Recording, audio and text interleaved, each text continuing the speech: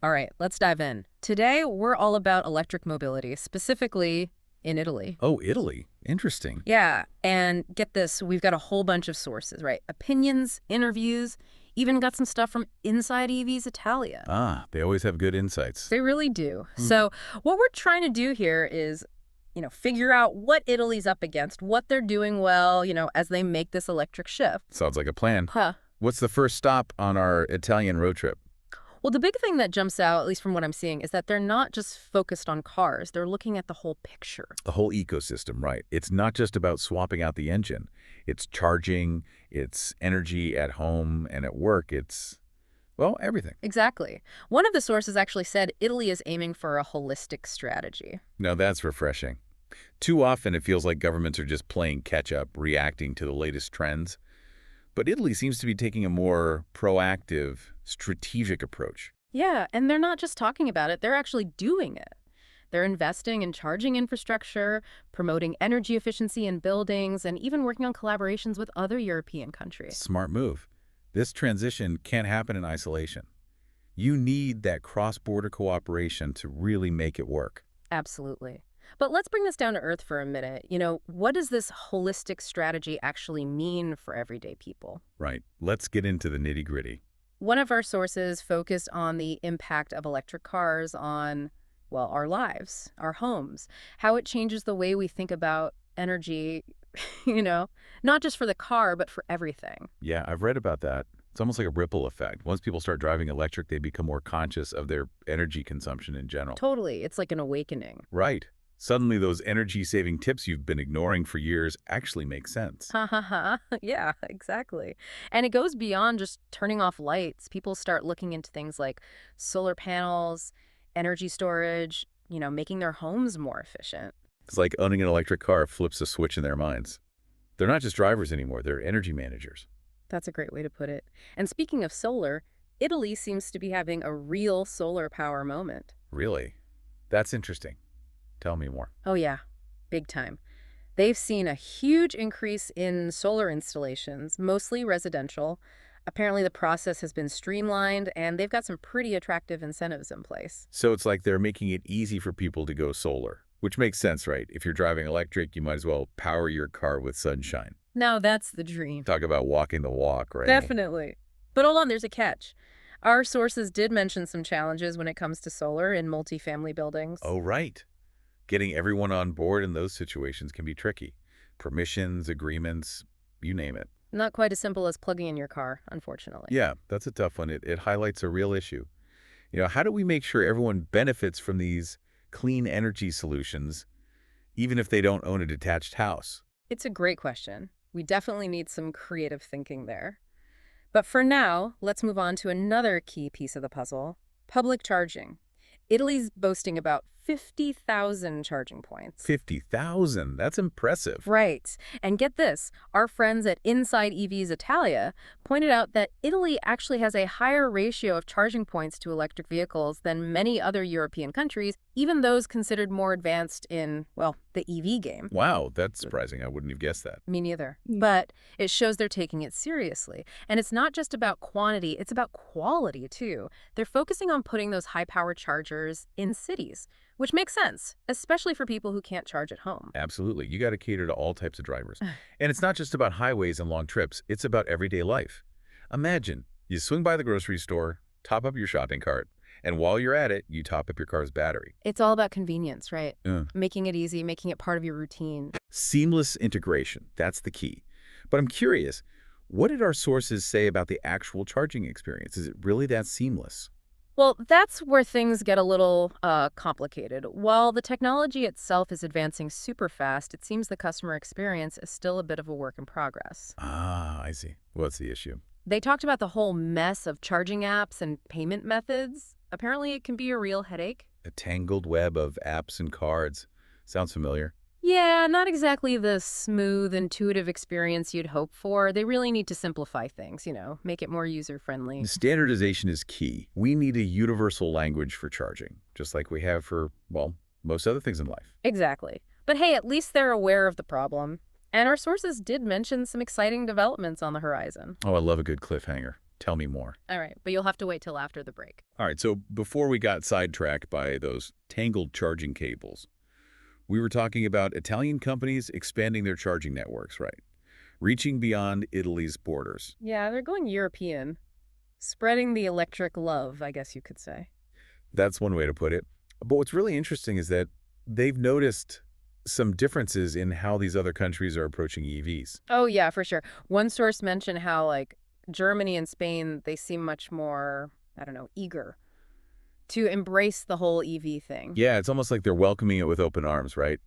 Businesses are jumping on board, seeing it as this, like, huge opportunity. Totally. They're not just putting up chargers, they're practically rolling out the red carpet for EV drivers. Meanwhile, in Italy, there's this need to kind of convince people, show them the benefits. It's a different vibe, you know?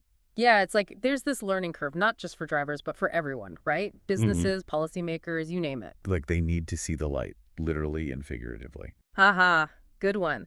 But it's true, and this whole education thing, it goes beyond just electric cars. Oh yeah, there are so many layers to this onion. One source talked about grid connections, how that's a big challenge, even in countries where EVs are, pretty popular. Right, because it's not enough to just have the cars and the chargers. You need the infrastructure to support it all. The grid needs to be able to handle the load. Totally. It's a whole system upgrade, Yeah, not just plugging in a few cars here and there. exactly. And one of our sources said it best, I think. They said this whole transition requires patience and perseverance. Ooh, I like that. Patience and perseverance. Yeah, the marathon, not a sprint. Totally. But, okay, let's get back to those tangled charging cables for a sec. We were talking about how the whole app and payment situation is kind of a mess. What did our sources actually say about that? Like specific examples? Well, one of the interviewees in the Inside EV Italia video, they talked about feeling overwhelmed by the sheer number of apps out there. Yeah, I can relate to that. It's app overload. And they made this really interesting point about how POS payments, like using your debit card at the charger, it might actually be hindering progress. Wait, POS payments are a bad thing. How so? Well, think about it like this. Imagine you're at a store that has a great loyalty program, but you always pay with cash. You're missing out on all the benefits, right? Right, the points, the discounts, all that good stuff. Exactly. And in a way, relying on separate POS payments for charging, it's kind of like paying with cash. It prevents us from building this more integrated, streamlined system. Uh-huh, I see what you mean. So what would a more integrated system look like? Well, they talked about plug and charge as being like a game changer. Right, where your car just like communicates with the charger and everything happens automatically. Exactly. Authentication, billing, the whole 9 yards, no more apps, no more cards, just plug in and go. That sounds amazing, but is it really that close? Well, the interviewee actually made a great comparison to the early days of smartphones. Remember those clunky first-generation devices? Oh yeah, they were a bit rough around the edges. But we all knew it was just the beginning, right? The technology was going to evolve, get better, more user-friendly, and I think EVs are on a similar trajectory. That's a great analogy. So it sounds like we're on the right track, even if it's a little bumpy at times. But let's zoom out for a minute and talk about Italy specifically. What unique things are they doing to make this electric transition happen? One thing that stands out is their balanced approach. They're not just focused on public charging, those big stations along highways. They're also making it easier for people to charge at home. Right, because not everyone has a garage or a driveway where they can easily install a charger. Exactly. And they're also really smart about placement. Like we talked about before, they're putting chargers where people already are: supermarkets, shopping malls, places you normally go anyway. It's all about making it convenient, right? Yeah. Integrating it into your daily life. Seamlessly. And let's not forget about the solar boom we talked about. That's another key piece of the puzzle. Imagine powering your electric car with energy from your own roof. Talk about sustainability. That's the ultimate goal, right? Closing the loop. But let's be real, there are still some bumps in the road. What did our sources say about the challenges Italy's facing? Well, one thing that kept coming up was that cultural barrier we talked about earlier. Convincing businesses and individuals to really embrace this change, to invest in the infrastructure, it's not easy. Yeah, it's more than just building charging stations. It's about changing mindsets. Exactly. And our sources compared Italy to some other European countries where that cultural shift seems to be happening a bit faster. It's like they're watching their neighbors and learning from their experiences, both the good and the bad. Yeah, it's like they're following a map, but the map keeps getting updated with new routes and detours. It's a journey, for sure.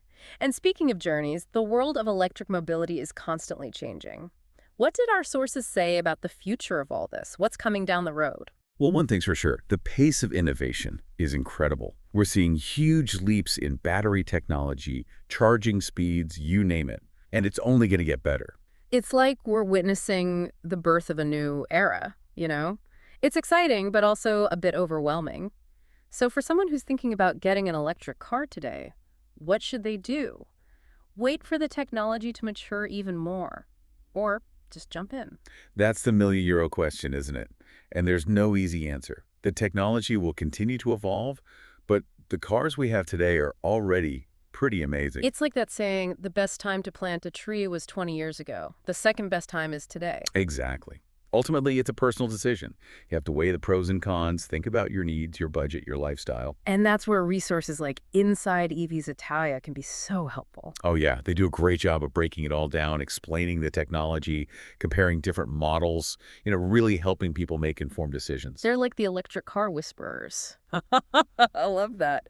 But yeah, they play a crucial role in making this whole world less intimidating, you know? Totally, because at the end of the day, this transition is going to affect all of us, whether we drive an electric car or not. It's changing the way we think about transportation, energy, the planet. It's a shift in mindset, and it's happening whether we're ready or not.